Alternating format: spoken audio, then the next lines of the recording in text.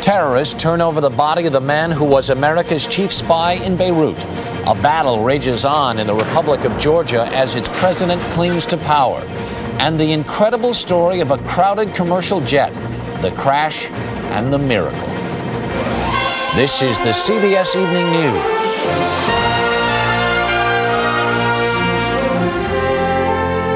Good evening. I'm Harry Smith, sitting in tonight for Dan Rather.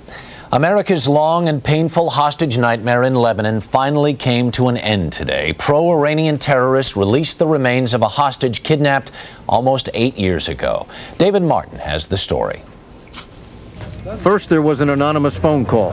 Then a van picked up what is believed to be the body of CIA officer William Buckley. His remains were discovered in South Beirut this morning and were brought to the American University Hospital in Beirut. Local medical officials have preliminarily identified the remains as those of William Buckley. Buckley volunteered to serve in Beirut after the April 1983 bombing of the American embassy wiped out the entire CIA staff in Lebanon. A year later, he was kidnapped. His captors claim they executed him in retaliation for a 1985 Israeli raid against PLO headquarters in Tunisia. But Americans who were held with him say he died earlier under different circumstances. He was, at the beginning, held in the same room that I was. Although we had no contact, we could not talk, we could not see each other. I believe he died there while we were in the same room of a severe sickness. Although a memorial service was held for Buckley nearly 3 years ago, the return of his body marks what the CIA called the final chapter. For friends, it brings a somber relief. I pray to God every day that he would send him home for his family and for his friends who love him dearly. With all Americans, both living and dead, now released, the only remaining Western hostages are these two Germans who were seen today on a bizarre Christmas tape calling on their government to meet their kidnappers' demands.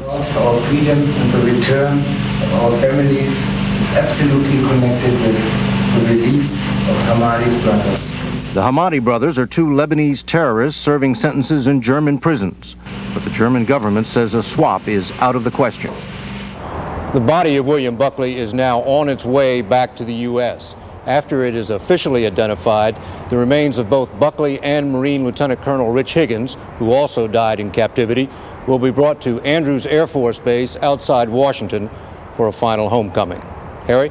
David, any evidence that William Buckley was tortured for the secrets he knew? Well, after he was kidnapped, a number of CIA informants in the Middle East started disappearing, and the assumption has always been that one way or another, Buckley was forced to give up their identities. David Martin at the Pentagon, thanks. There were more talks today in Moscow between former Soviet republics. Ukraine reported progress in settling differences with Russia over parceling out nuclear weapons and military forces in the new Commonwealth. Meanwhile, a bloody standoff continues in the capital of the only republic still outside the Commonwealth. Jonathan Sanders reports. The Battle of Tbilisi rages on, with a well-armed opposition force attacking parliament, where the president of the independent Georgian Republic is trapped inside. As they've been doing all week, rebels pressed to oust Zviad Gamzahurdia from his bunker and from power, using anything and everything they could muster. When the smoke cleared this morning, rebels controlled the local KGB building and freed 8 political prisoners held on orders of the besieged president. Everything is very bad, and my feeling that the first task is to stop violence. The small southern Republic of Georgia, nearly 1,000 miles from Moscow, was thought to be on the road to democracy, with its first ever democratically elected president in office less than a year. But rebels charge he's turned into a dictator, refusing to compromise and vowing to fight till death. In a Moscow cathedral, victims of another war were honored today. Those who fought and died in Afghanistan, called here our senseless war, were remembered on its 12th anniversary. That war left deep scars, and now, as a new Commonwealth Army is being formed, its commander is trying to reconcile differences over who should control the military. Whatever compromise is reached at a meeting of Commonwealth leaders next week one thing is already decided. The new army, unlike the old Soviet army, will not be used to stop civil wars in Tbilisi or anywhere else. Jonathan Sanders, CBS News, Moscow.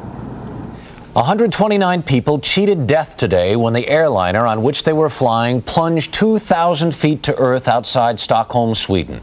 The pilot says he used all the skill at his command, but he admits other forces may have played a part. Martha Teichner reports. Rescue workers called it a miracle that no one was killed.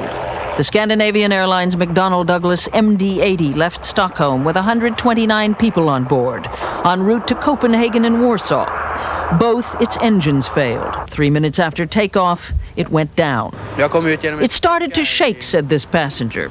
Then there was a flash, and suddenly we were out here. But there was never any panic. Only one passenger was seriously injured. Most were able to walk away.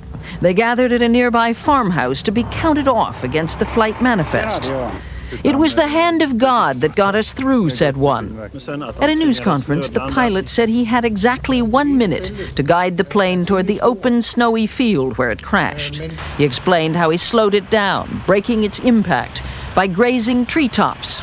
The plane broke into 3 pieces, but did not catch fire, even though it was full of fuel.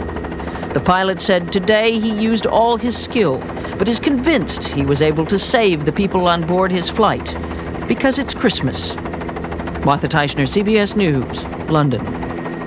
Still ahead on tonight's CBS Evening News, record highs on Wall Street, but big problems on Main Street, including a once thriving Midwest town now bracing for a brutal new year.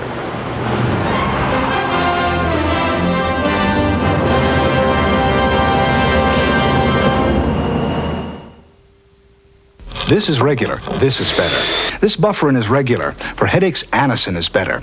Why better? Regular Bufferin has 1 ingredient. Anacin has 2, a pain medicine plus a second ingredient that makes it work better. Get Anacin. Get better. A cold always starts small, but before you know it, your cold is full grown. That's when you need Dimetap. If it was any stronger, you'd need a prescription. Dimetap Extend tabs work for 12 full hours. It's the way to relieve the congestion and sneezing of a full-grown cold.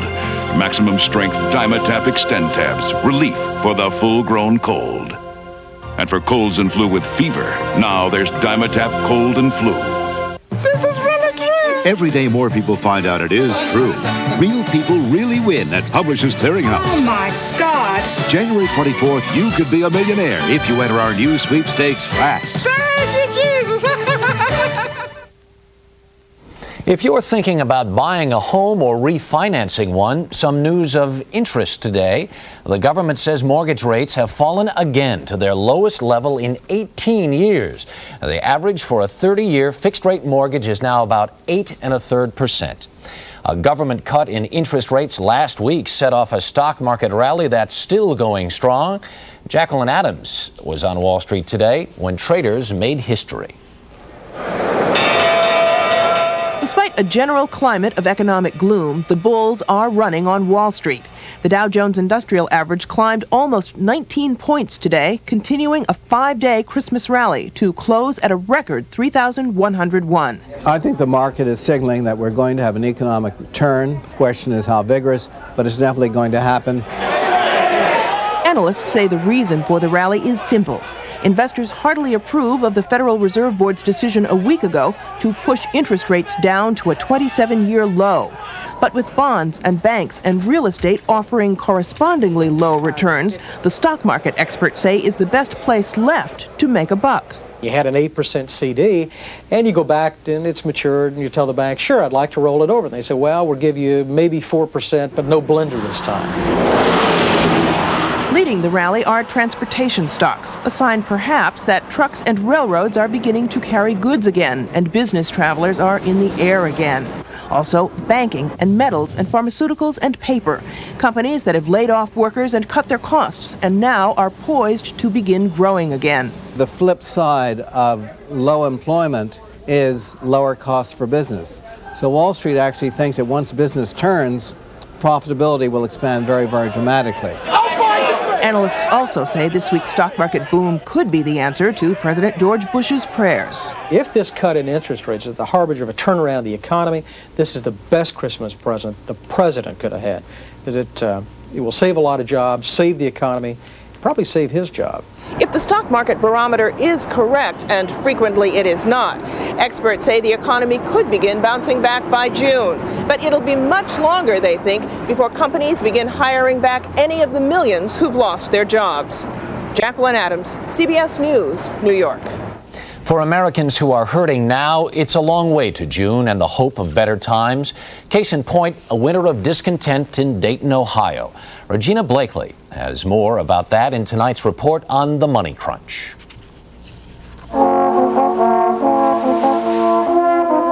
Dayton, Ohio is a ghost of its own Christmas past. The economy in this once thriving city is suffering, and so are its people. Oh, we got a job, January. With last week's announcement that the area's dozen GM plants may be on the company's hit list, people here are worried that as goes GM, so may go Dayton. When was your last day work? The numbers tell the story. I'll be right back. Unemployment claims up almost 100% over the last 3 years. Ohio, one of 5 states this month showing an increase in unemployment insurance claims. Among those who can't find work is Vonda Soder, who feels the unemployed have been abandoned. People need to give them something to get them started. Anything, give them a chance. And then maybe Ohio can be what it used to be, because it's going down the toilet fast. Still, the unemployment rate is below the national average here. But Dayton, a city built on typical American values, is being hammered by the American recession. All sectors of the job market are affected. In a few weeks, U.S. Air will pull its Dayton hub, 300 jobs lost. Carlson Marketing, a national travel service, has already closed its doors, 700 jobs eliminated. And at Lazarus Department Store, 350 employees could lose their jobs when the downtown location closes shop next month. At 30, now 35. After more than 100 years in business, the retailer auctioned off bits of its past. Now 30. And then there's the fear of the future. Computer giant NCR, an economic heavyweight here, may relocate. The government is considering closing the Mound nuclear plant. 2,100 jobs, many of them high-tech, are at stake. And now at Christmas time comes the GM shocker. Thousands could be affected. All of the change and uncertainty is creating a new environment and new fear in Dayton. People really want to look over their lifetime and feel secure somehow about their employment. With this kind of restructuring, nobody can really be secure. That insecurity can be seen on the Salvation Army food line, where many received a free Christmas dinner for the first time in their lives. I hate to have any assistance, but if you got a family, you have to do what you got to do. People here have always done what they've had to do to survive. During the 70s, the area lost 35,000 jobs, but it came back and even prospered. Now the question this holiday season, how can Dayton endure the realities of the 90s? Regina Blakely, CBS News, Dayton, Ohio. And there is evidence today of another hard reality of the 90s. The government says personal bankruptcy filings surged 24% in the 12 months that ended September 30th. They were up in every region of the country and up the most in the East. All told, nearly 849,000 people filed for personal bankruptcy nationwide. Stay with us now for more CBS News, including Eye on America. Tonight, angels for children who have been through hell.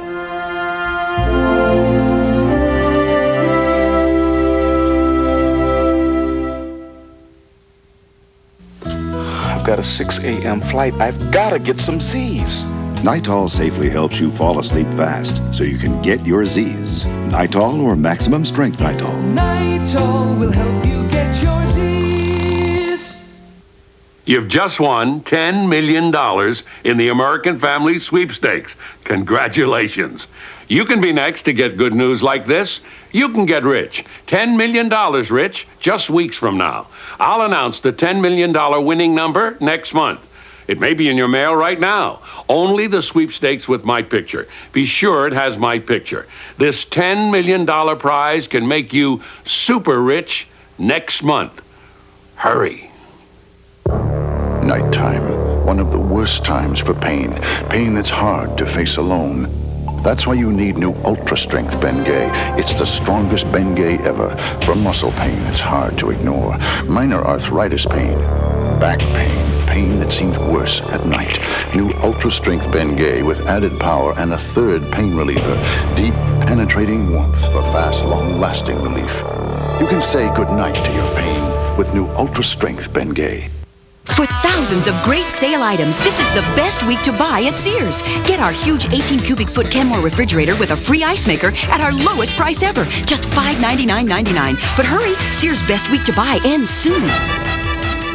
You see the fighting in Soviet Georgia, but not the man they're fighting about. Leslie Stahl has. Some call him the last of the Soviet czars. Sunday on 60 Minutes. The long American military presence in the Philippines is coming to an end. The United States said today it will close the sprawling Subic Bay Naval Base by the end of next year. The decision came after talks on extending the lease collapsed. Now a look at some other stories CBS News is covering. In Texas, most of the rain is gone, but not the flooding. President Bush has declared some of the hardest hit areas eligible for federal disaster aid. In South Carolina, federal investigators are trying to determine why a twin-engine plane crashed in the woods near Hilton Head. There were no survivors among the 5 people on board. In the National Football League, David Shula was promoted today to head coach of the Cincinnati Bengals. He's the son of Miami Dolphins coach Don Shula, the first father and son head coaches in NFL history. In New York, Jack Ruby's gun was sold at auction for $220,000 to an anonymous buyer. Back in 1963, millions watched on television as Ruby used the gun to shoot Lee Harvey Oswald, the accused assassin of President Kennedy.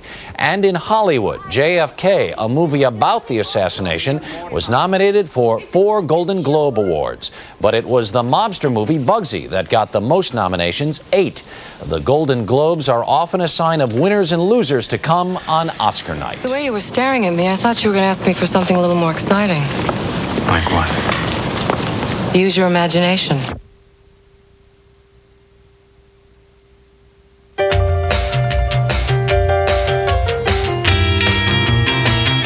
Now there's a man in a state of full active suspension. This is the only car on the road that has it. It's the car that has the Germans shaking in their lederhosen. It's got no shocks. It's all controlled by computer. You want to take it for a spin? You just tell an Infinity dealer you've got a Mercedes to trade in. They love that. Infinity makes you want to take up driving again, doesn't it? Everyone knows Contact wrote the book on cold medicine. Now Contact's added a whole new chapter, introducing new Contact Day and Night. On this page, yellow day caplets that knock out your cold symptoms without making you drowsy, so you can breathe easy and work all day long. On this page, blue night caplets that relieve your symptoms to let you rest. Both formulas control your cold symptoms with the right medicine at the right time. New Contact Day and Night, a whole new chapter in cold relief. Eggnog, mashed potatoes and gravy, Santa cookies, Aunt Wilma's bundt cake. The average American turkey can gain 4 to 7 pounds during the holidays, candy canes, and you're probably one of them. Sweet potatoes. So include the Kellogg's Special K breakfast in your New Year's diet. Dip.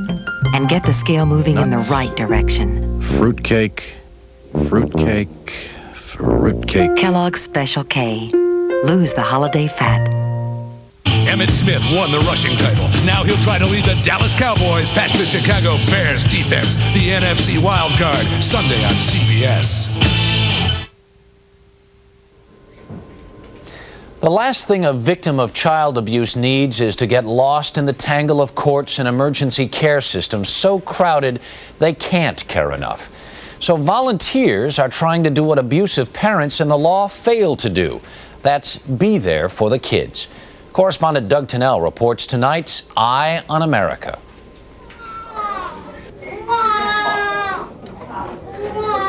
The only requirement for admission to Miami's Macklemore Children's Shelter is a brutal one. Every child has to have survived abuse, abandonment, or their parents' crack addiction. The only other thing these kids have in common is a new and sometimes desperate reliance on court-appointed guardians, volunteers who ensure they are protected by the courts, not lost in them. If children don't have representation in this manner, then they're going to again become victims, because children are always the first to become victims in this country when there are tough times. At 77, former minor league pitcher Jim Holland has experienced most of the problems of a whole new generation. He is a court-appointed guardian for 9 North Carolina children, including 10-year-old Mike.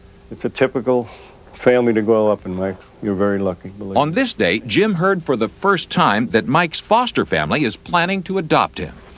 If you get one success, you cheer. You're just doing the best you can. If you weren't there, the child would have nobody. Do you know where Mom is? And Dad? In Florida, the volunteers are called Guardians Ad Litem, guardians for the case. And there is one in Judge William Gladstone's juvenile court every day. Which the mother allegedly tried to suffocate the child, and the mother is now incarcerated, charged, I guess, with child abuse. Is that correct? As Americans come under increased stress because of a weak economy, child abuse is mushrooming. The problem is enormous. The problem is tragic. The problem is exacerbated terribly by the fact that the federal government in the last decade has just pretty much ignored, in terms of dollars and cents, our needy children. An estimated $90 billion in cuts for federal children's programs since 1981 have thrust the volunteer guardians up to the front line of the struggle against child abuse. Although they operate in 48 states under different names, the guardians share a common ideal: reuniting children with their parents. Oh, these are nice. You like them? Only rarely does it work. It did for 8-year-old Marquita and her mother Nadine. Well, drug was my problem.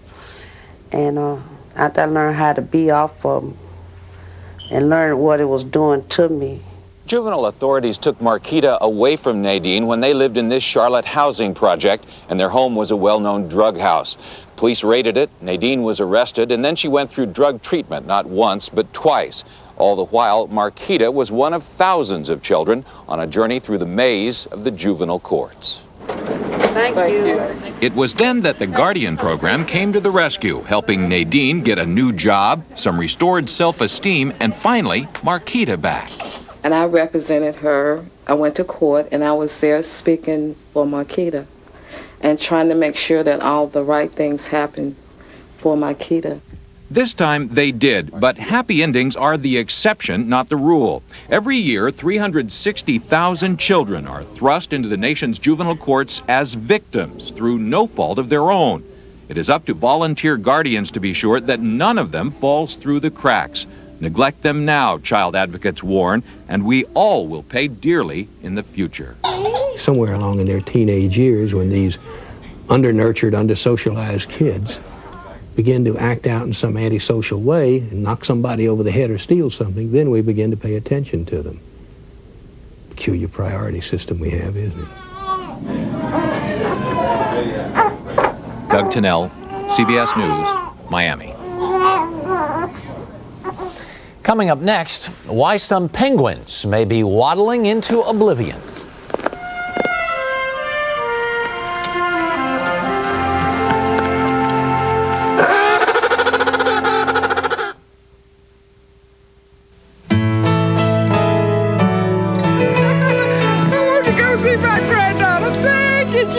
Think about your daydreams, what you would do if you won $1 million out of the blue. Miracles can happen for you. Publishers Clearinghouse, the house where dreams come true. Good game, good friends. And now that I use Fix-It-In, I can tell the ref what I really think. Fix-It-In and forget it. Are you nuts? Before I switched to Fix-It-In, Jones Peanut Crunchies only looked delicious. Fix-It-In and forget it. Fix-It-In is the strongest holding denture adhesive you can get. It even stands up to the hottest liquids. With my old adhesive, I'd never make a presentation and drink hot coffee at the same time. For the strongest hold you can get. Fix-It-In and forget it. I wish we could afford a minivan. You can, dear. Huh? For $14,200, you can have the #1 minivan. Me. Oh, sure, with no equipment. Oh, nothing but air conditioning, automatic transmission, minivan, airbag, power steering and brakes, choice of warranty. I could kiss you. Please. You're a married man. Plymouth Voyager, an intelligent machine. Now get up to $1,000 cash back on other select models during our Drive for the Gold clearance. It seems that every time you turn around these days, another pain reliever with ibuprofen in it is comparing itself to Tylenol. But you know what they can't say? They can't say they're gentler than Tylenol, because they're not. Tylenol won't irritate your stomach, the way ibuprofen sometimes can. That's a medical fact. And is it any wonder that today hospitals use Tylenol 14 times more than ibuprofen? Tylenol, the pain reliever hospitals use most. Our final story tonight lets you go with the flow, the ice flow. It's a rarely visited wilderness where the locals are always in formal dress and the emperor never needs new clothes. Jerry Bowen got to the bottom of things in Antarctica. It's the time of year along the seemingly barren ice edge of the Ross Sea in Antarctica for close encounters of the penguin kind. Bottom of the world meetings where 3-foot-tall emperor penguins waddle forth in pairs as welcoming parties of a sort, cocking heads, fluffing feathers, letting loose with a trumpet call here and there as they size up their visitors. Around this vast frozen continent, humans are still very much an oddity, and penguins are very curious creatures. This is a world where instinct is the key to survival. If a killer whale cruises by, it's everybody out of the pool. If it's only a friendly old minke whale, then it's back to splashing and dashing. With the picture-snapping humans, penguins may instinctively figure, if they're not here to eat us, they must be here to greet us. The naturally tuxedoed ones have yet to learn to fear man. Even in the hardscrabble rookeries of the Adelie penguins, where males and females alternate guarding eggs, the fear on land is of other birds, not humans. Other penguins stealing pebbles and stones from a nest and hot waddling away. Or a seagull-like bird called a skua, which waits patiently to make a meal of an untended egg. In some parts of Antarctica, the Adelie penguins are disappearing, and scientists aren't sure why. Some suggest it may be a natural decline, yet to be explained. Others say this disappearing act may be the result of something far more ominous. Global warming may be reducing the ice pack which the penguins depend on. We refer to it around here as riding the bus. Adelie penguins will go straight to an ice floe and jump up on it and then stand for hours or however long and go whichever direction the ice happens to be going. It seems to be very important to them. The loss of this frigid habitat is very regional, and research linking it to global warming is in the early stages. Still, the lack of pack ice could explain a change in the population very easily. A fascinating and troubling time of year in the Antarctic, the summer season, with the Adelie penguins due to hatch a whole new generation any day now, a whole new generation to learn the ice hop game, and the emperors holding court on the edge of a world where man is still only a curiosity. Jerry Bowen, CBS News, Cape Royds, Antarctica. That's the CBS Evening News. Bob Schieffer will be here tomorrow. For Dan Rather, I'm Harry Smith. Good night.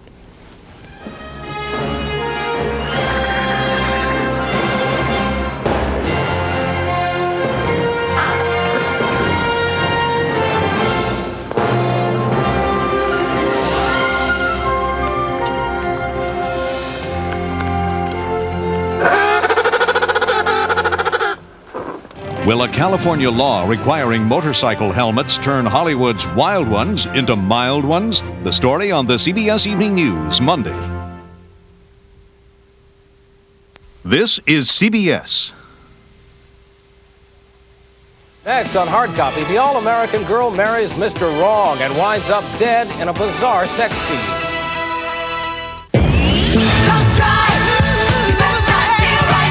It's the Dodge Drive for the Gold sales drive. Now own Shadow America for only $69.84 thanks to 1,000 cash back. On Caravan, get 1,000 cash back and you can get air at no extra charge. Up to $2,000 cash back on select Dodge trucks and package savings up to $26.83. In soon.